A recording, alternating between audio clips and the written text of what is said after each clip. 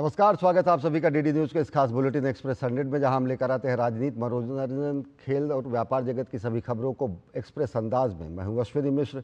देखिए खबरें तेज रफ्तार से। वित्त मंत्री निर्मला सीतारमण ने साल 2023-24 की आर्थिक समीक्षा को संसद में प्रस्तुत किया। आम बजट से ठीक एक दिन पहले पेश होने वाली आर्थिक समीक्षा को देश की मौजूदा आर्थिक स्थिति का सबसे भरोसेमंद दस्तावेज माना जाता है। आर्थिक समीक्षा में देश के विकास दर और आर्थिक स्थिरता को लेकर काफी बेहतरीन तस्वीर पेश की गई है, जिसमें कहा गया है कि भारत की विकास दर साल 2023-24 में 8.2% रही। 467 पेज की आर्थिक समीक्षा कहती है कि कोविड महामारी के बाद उभरती वैश्विक चुनौतियों के बावजूद भारत ने आर्थिक मोर्चे पर बेहतरीन प्रदर्शन किया है। समीक्षा के मुताबिक साल 2023-24 में राज्यों और केंद्र के कुल पूंजीगत खर्च में करीब 30% की बढ़ोतरी हुई। आर्थिक समीक्षा में कहा गया है कि निजी क्षेत्र द्वारा किया गया पूंजीगत खर्च 20% बढ़कर 8.7 लाख करोड़ रुपए पहुंच गया। वहीं 2023-24 में व्यापार घाटा कम हुआ है और चालू खाता घाटा जीडीपी का 0.7% है। देश में महंगाई की स्थिति पर भी तस्वीर बेहतर हुई है। साल 2023 में औसत महंगाई 6.7% थी, जो घटकर 2024 में 5.4% पर आ गई है। आरबीआई के मुताबिक 2024-25 में महंगाई दर 4.5% हो जाएगी। चालू वित्त वर्ष में विकास दर 6.5% से 7% के बीच रह सकती है। रोजगार बढ़ाने के लिए एमएसएमई सेक्टर पर जोर देना होगा। लोकसभा और राज्यसभा में आज 2023-2024 का आर्थिक सर्वेक्षण पेश किया गया। देश के मुख्य आर्थिक सलाहकार वी अनंत नागेश्वरन ने जानकारी देते हुए कहा कि देश में मुद्रास्फीति पूरी तरह नियंत्रण में है। मुख्य आर्थिक सलाहकार वी अनंत नागेश्वरन ने कहा कि देश की अर्थव्यवस्था में गति है। उन्होंने कहा कि पिछले 3 सालों में देश की औसत वृद्धि दर करीब 8% रही है। वी अनंत नागेश्वरन ने बताया कि देश में औद्योगिक विकास दर 9% है। वहीं पीएलआई योजना से बड़ी संख्या में 1.28 लाख करोड़ का निवेश हुआ है, जिसमें 8.5 लाख से ज्यादा रोजगार के अवसर पैदा हुए हैं। प्रधानमंत्री नरेंद्र मोदी ने संसद के मानसून सत्र के सकारात्मक होने की कामना की है। उन्होंने देशवासियों को सावन के पहले सोमवार की शुभकामना देते हुए आगामी बजट को अमृतकाल का बजट बताया। उन्होंने कहा कि यह बजट 2047 के विकसित भारत के सपने को मजबूत करने वाला होगा। प्रधानमंत्री नरेंद्र मोदी ने विपक्ष के नकारात्मक रवैये पर उन्हें आड़े हाथ लिया। उन्होंने कहा कि 140 करोड़ देशवासियों ने बहुमत के साथ जिस सरकार को सेवा करने का आदेश दिया है, उसकी आवाज को कुचलने का अलोकतांत्रिक प्रयास किया गया। प्रधानमंत्री ने सभी सांसदों से आने वाले 5 वर्षों के लिए देश के लिए लड़ने का आह्वान किया। उन्होंने राजनीतिक दलों से आने वाले 4.5 साल तक के लिए देश के लिए समर्पित रहने की बात कही। नीट परीक्षा पर लोकसभा में जवाब देते हुए शिक्षा मंत्री ने कहा कि पेपर लीक का कोई सबूत नहीं मिला है। धर्मेंद्र प्रधान ने राष्ट्रीय परीक्षा एजेंसी में आमूलचूल परिवर्तन से जुड़े प्रश्न का जवाब देते हुए कहा कि 2010 में कांग्रेस की सरकार ये बिल लाई थी, लेकिन आज राजनीतिक कारणों से इसका विरोध किया जा रहा है। केंद्रीय शिक्षा मंत्री धर्मेंद्र प्रधान ने कहा कि सरकार कुछ भी नहीं छिपा रही है। सिर्फ पटना में एक मामला सामने आया है और बिहार पुलिस मामले की जांच कर रही है। लोकसभा में नेता प्रतिपक्ष राहुल गांधी द्वारा देश की परीक्षा प्रणाली पर सवाल उठाए जाने पर शिक्षा मंत्री ने इसे दुर्भाग्यपूर्ण बताया। उन्होंने कहा कि पूरे सिस्टम पर सवाल उठाना गलत है। भाजपा नेता रविशंकर प्रसाद ने ममता बनर्जी के बांग्लादेश से आए लोगों को शरण देने के बयान पर कहा कि ममता बनर्जी ने सीएए का हमेशा विरोध किया और वे इस तरह का बयान दे रही हैं। रविशंकर प्रसाद ने इंडी गठबंधन पर हमला बोला। उन्होंने कहा कि संविधान के अनुसार ममता सरकार के पास विदेश से आए लोगों को बसाने का अधिकार नहीं।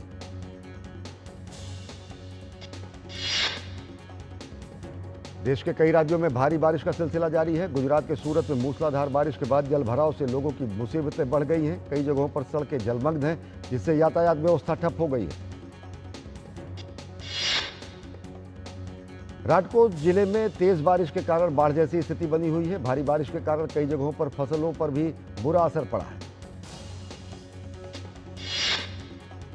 महाराष्ट्र के कई इलाकों में भारी बारिश का रेड अलर्ट जारी किया गया है। मुंबई, पालघर, रायगढ़, रत्नागिरी, सिंधुदुर्ग, ठाणे और सतारा के घाटों पर अलग अलग स्थानों पर मध्यम बारिश होने का अलर्ट जारी किया गया है। मुंबई शहर के कई हिस्सों में भारी बारिश हो रही है। उधर ठाणे में भारी बारिश के मद्देनजर राष्ट्रीय आपदा प्रतिक्रिया बल ने 3 महिलाओं सहित 32 सदस्यों की एक टुकड़ी तैनात की गई है। महाराष्ट्र के सांगली जिले में लगातार बारिश के कारण कृष्णा और वारणा नदियों का जलस्तर खतरे के निशान से ऊपर हो गया है। सांगली के आसपास रहने वाले लोगों को प्रशासन ने सतर्क किया है। कोल्हापुर जिले में भारी बारिश के कारण क्षेत्र में 86 बांध पानी में डूबे हुए हैं। पंचगंगा नदी उफान पर है। वहीं राजाराम बांध का जलस्तर खतरे के निशान से ऊपर हो गया है। लोगों को सतर्क रहने की सलाह दी गई है। साथ ही कोल्हापुर गगन बावड़ा राज्य मार्ग भी बंद कर दिया गया है।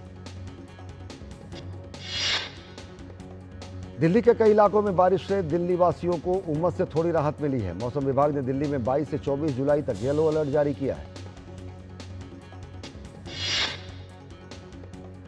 छत्तीसगढ़ के राजनांदगांव में 2 दिनों से रुक रुक कर बारिश और मोगरा बैराज से पानी छोड़े जाने के बाद शिवनाथ नदी का जलस्तर बढ़ गया है। तट के किनारे बसे गांव में एहतियातन सजग रहने की सलाह दी गई है। बारिश के बाद शहर की स्थिति काफी चिंताजनक हो गई है। निचले इलाकों में जलभराव हो गया है। जिला अस्पताल में बारिश का पानी घुटनों तक भर गया है, जिससे मरीज अस्पताल में बेहद परेशान है।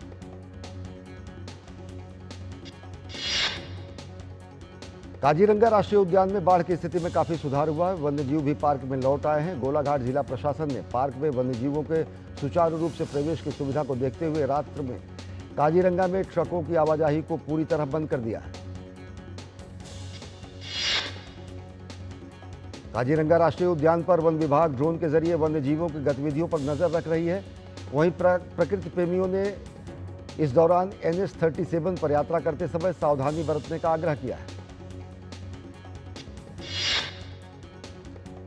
सरकारी कर्मचारी अब राष्ट्रीय स्वयंसेवक संघ की गतिविधियों में हिस्सा ले सकेंगे। इस फैसले पर केंद्रीय मंत्री पीयूष गोयल ने कहा कि मैं इसका स्वागत करता हूं। कांग्रेस पार्टी ने राजनीतिक कारणों से जो निर्णय लिया था, उस आदेश को हटाना स्वागत योग्य है। राष्ट्रीय स्वयंसेवक संघ ने देश के विकास में उसके द्वारा किए गए योगदान पर कहा कि संगठन पिछले 99 वर्षों से सतत राष्ट्र के पुनर्निर्माण और समाज की सेवा में संलग्न है। राष्ट्रीय स्वयंसेवक संघ के अखिल भारतीय प्रचार प्रमुख सुनील आम्बेकर ने कहा कि RSS के कार्यों और योगदान को लेकर उसको समय समय पर सराहा गया है।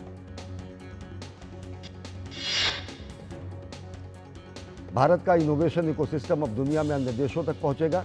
केंद्रीय शिक्षा मंत्री धर्मेंद्र प्रधान की उपस्थिति में अटल नवाचार मिशन और विश्व बौद्धिक संपदा संगठन WIPO के बीच एक आशय पत्र पर हस्ताक्षर हुआ। शिक्षा मंत्री धर्मेंद्र प्रधान ने इस मौके पर कहा कि स्कूली स्तर से ही बौद्धिक संपदा अधिकार के बारे में जागरूकता बढ़ाने और इसे औपचारिक पाठ्यक्रम का हिस्सा बनाने की जरूरत है। 18वीं लोकसभा के बजट सत्र के पहले दिन आज TMC सांसद शत्रुघ्न सिन्हा ने शपथ ली। शत्रुघ्न सिन्हा आसनसोल से चुनाव जीतकर लोकसभा पहुंचे। उत्तर प्रदेश के मुख्यमंत्री योगी आदित्यनाथ ने गोरखनाथ मंदिर में आयोजित जनता दर्शन के दौरान लोगों से मुलाकात की। उन्होंने लगभग 300 लोगों से मिलकर उनकी समस्याएं सुनी और उनके समाधान का आश्वासन दिया। सावन के पहले सोमवार के अवसर पर शिवालयों में भगवान भोलेनाथ का जलाभिषेक करने के लिए भक्तों की लंबी कतारें देखने को मिली। मथुरा के भूतेश्वर, कामेश्वर, चकलेश्वर और गोपेश्वर महादेव मंदिर में सुबह से ही भक्तों का तांता लगा रहा। श्रावण मास के पहले सोमवार को अयोध्या में श्रद्धालुओं की भारी भीड़ जुटी। यहाँ के प्रसिद्ध शिव मंदिरों में शामिल नागेश्वरनाथ और क्षीरेश्वरनाथ मंदिर में भोले शंकर के मंदिरों में शिव भक्तों की भारी भीड़ उमड़ी।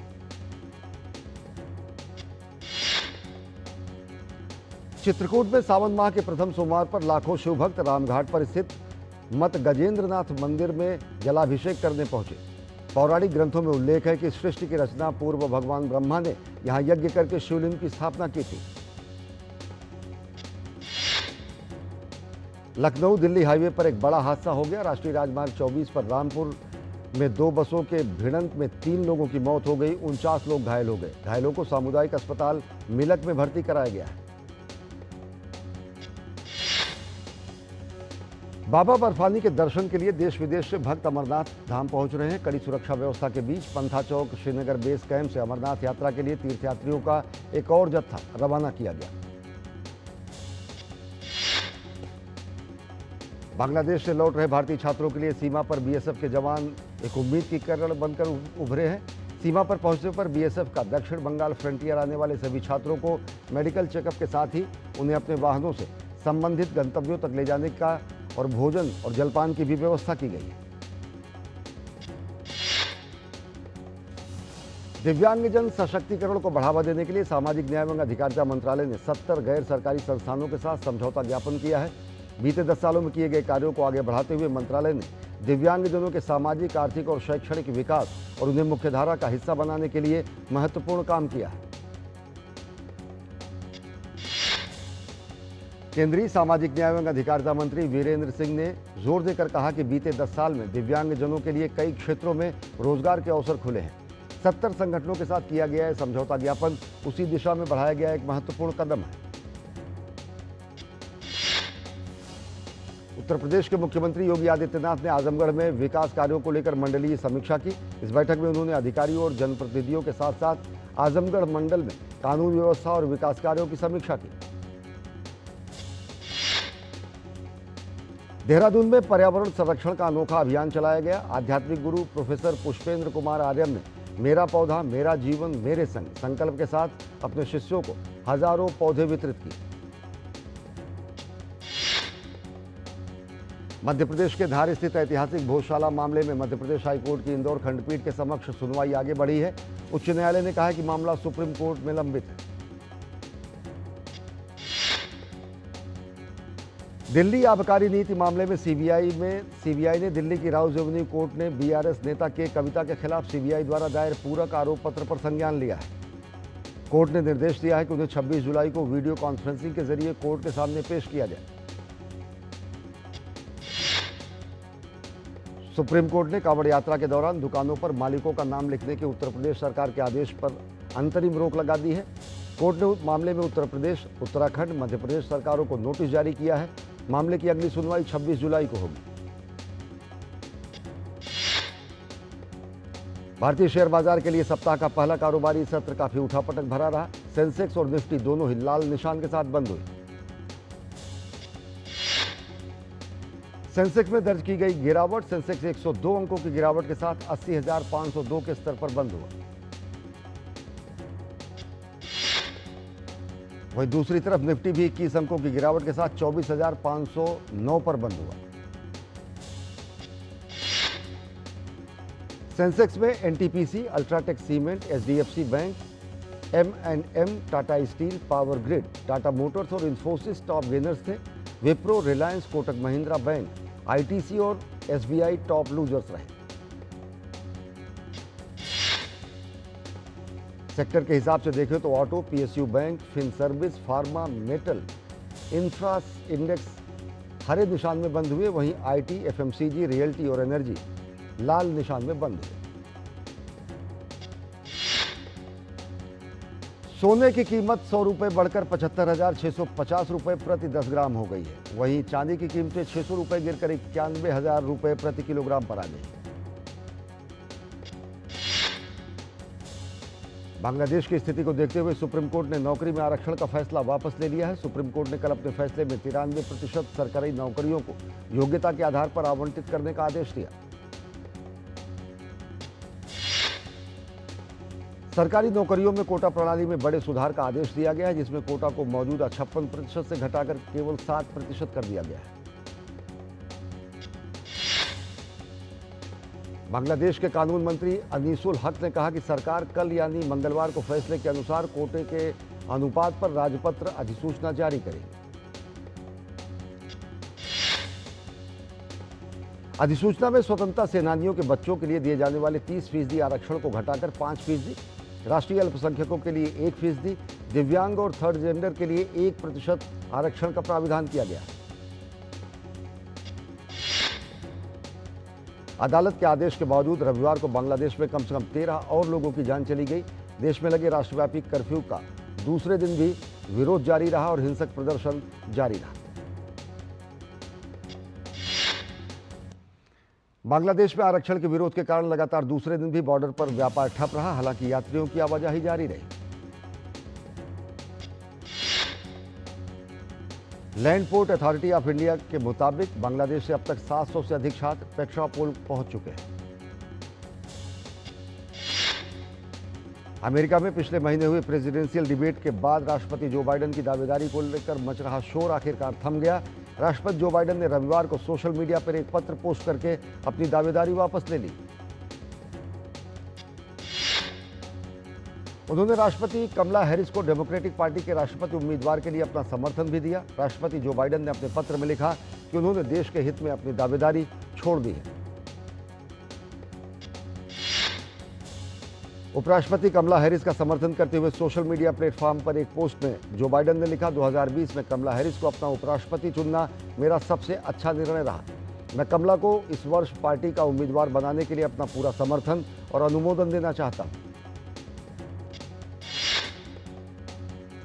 उपराष्ट्रपति कमला हैरिस ने राष्ट्रपति जो बाइडेन का धन्यवाद देते हुए सोशल मीडिया पर एक पोस्ट में लिखा कि अमेरिकी लोगों की ओर से मैं संयुक्त राज्य अमेरिका के राष्ट्रपति के रूप में असाधारण नेतृत्व और हमारे देश के लिए दशकों से उनकी सेवा के लिए दशकों तक की गई उनकी सेवा के लिए जो बाइडेन का धन्यवाद देती हूं। राष्ट्रपति जो बाइडेन और कई अन्य वरिष्ठ डेमोक्रेटिक नेताओं की तरफ से समर्थन मिलने के बाद कमला हैरिस की राष्ट्रपति उम्मीदवारी का रास्ता अभी पूरी तरह साफ नहीं हुआ है। पूर्व राष्ट्रपति बराक ओबामा और स्पीकर नैन्सी पेलोसी जैसे कई वरिष्ठ नेताओं ने जहां राष्ट्रपति बाइडेन की इस कदम की जमकर तारीफ की है, वहीं उन्होंने उपराष्ट्रपति कमला हैरिस के समर्थन को लेकर चुप्पी दिखाई है। पूर्व राष्ट्रपति डोनाल्ड ट्रंप भी राष्ट्रपति बाइडेन के इस फैसले के बाद उन पर और राष्ट्रपति कमला हैरिस पर जमकर हमला बोले।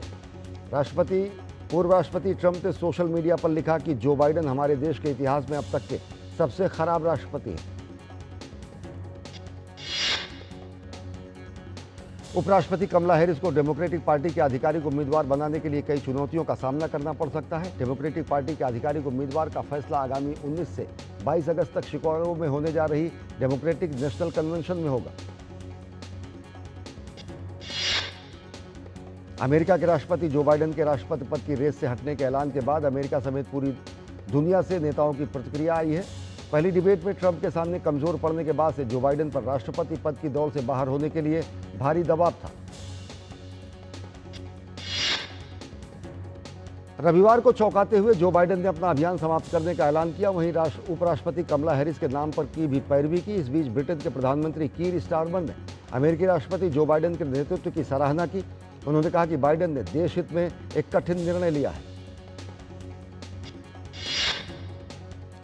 ऑस्ट्रेलिया के प्रधानमंत्री एंथनी एल्बनीज ने बाइडेन के कार्यकाल की सराहना करते हुए कहा कि उन्होंने अमेरिका के सर्वोत्तम हितों के अनुसार हमेशा काम किया। दक्षिण चीन सागर से लेकर चीन और फिलीपींस के बीच विवाद थमने का संकेत मिला है। हाल के दिनों में दोनों देशों के नौसेनाओं के बीच समुद्र में भी गतिरोध की स्थिति देखी गई।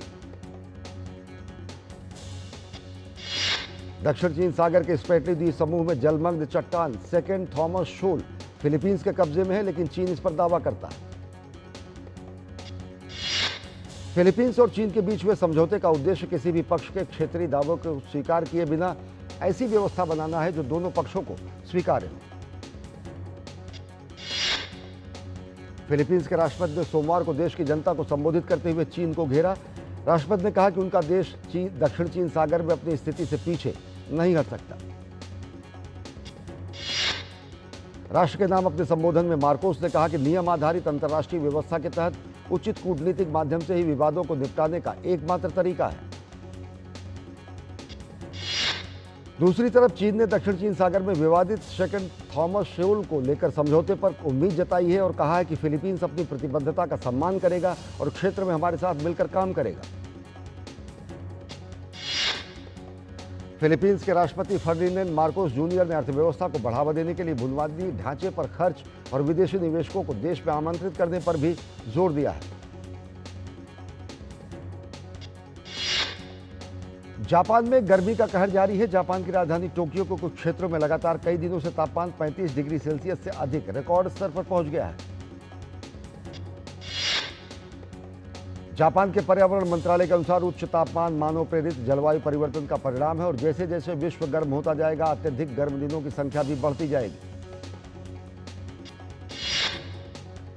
भारतीय हॉकी के दिग्गज गोलकीपर पीआर श्रीजेश ने पेरिस ओलंपिक के बाद खेल को अलविदा कहने का फैसला किया है। पूर्व हॉकी कप्तान ने कहा है कि पेरिस ओलंपिक उनका आखिरी अंतर्राष्ट्रीय टूर्नामेंट होगा।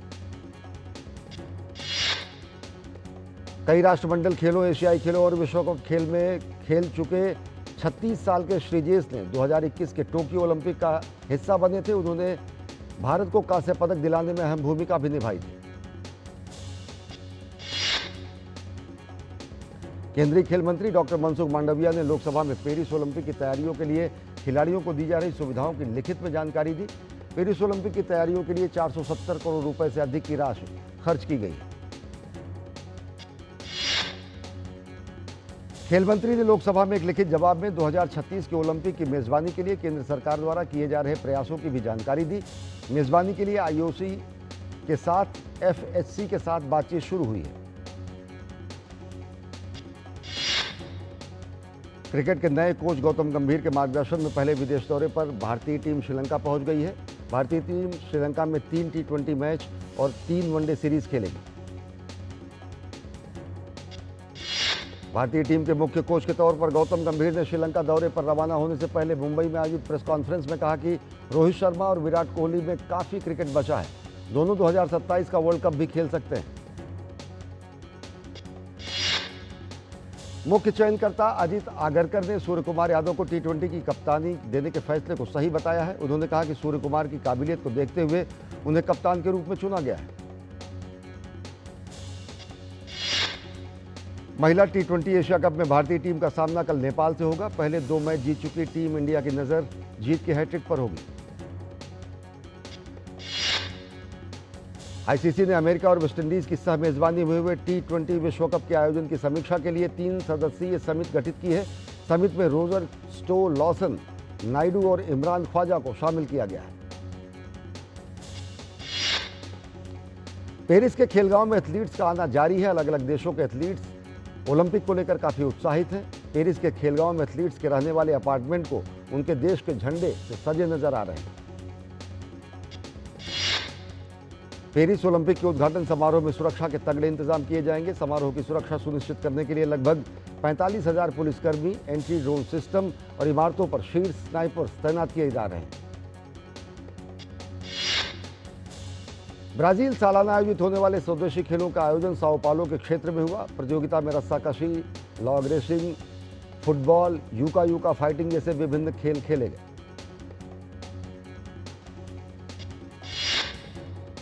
पेरिस ओलंपिक के उद्घाटन समारोह में दिग्गज बास्केटबॉल खिलाड़ी लेब्रोन जेम्स अमेरिका की ओलंपिक टीम के पुरुष ध्वजवाहक होंगे। यूएसए ओलंपिक समिति ने इस बात की घोषणा की है। भारतीय सिनेमा के मशहूर डायरेक्टर एस राजामौली पर बनी डॉक्यूमेंट्री का ट्रेलर जारी किया गया है। फिल्म मेकर सुजीत सरकार ने Indian film festival of Melbourne 2024 में लघु फिल्म प्रतियोगिता के लिए जूरी के रूप में चुना गया है। कृष्ण कुमार की दिवंगत बेटी तिशा कुमार के निधन के 3 दिन बाद कुमार परिवार ने मुंबई में तिशा का अंतिम संस्कार किया। कई हस्तियां तिशा को श्रद्धांजलि देने पहुंची।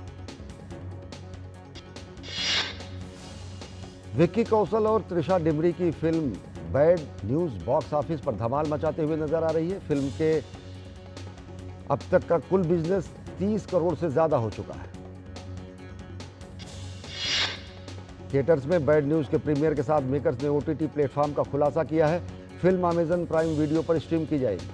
हालांकि स्ट्रीमिंग की डेट अभी फिलहाल घोषित नहीं की गई है। जाह्नवी कपूर की फिल्म उलझ का पहला गाना मेकर्स ने जारी किया है, जिसे देखने के बाद फैंस फिल्म के लिए काफी उत्साहित हो गए हैं। ये फिल्म अगस्त के में सिनेमाघरों पर दस्तक देगी। फिल्म निर्माता रोहित शेट्टी ने इंस्टाग्राम पर वीडियो जारी करते हुए बताया कि अभिनेता अजय देवगन ने फिल्म सिंघम अगेन की शूटिंग पूरी कर ली है।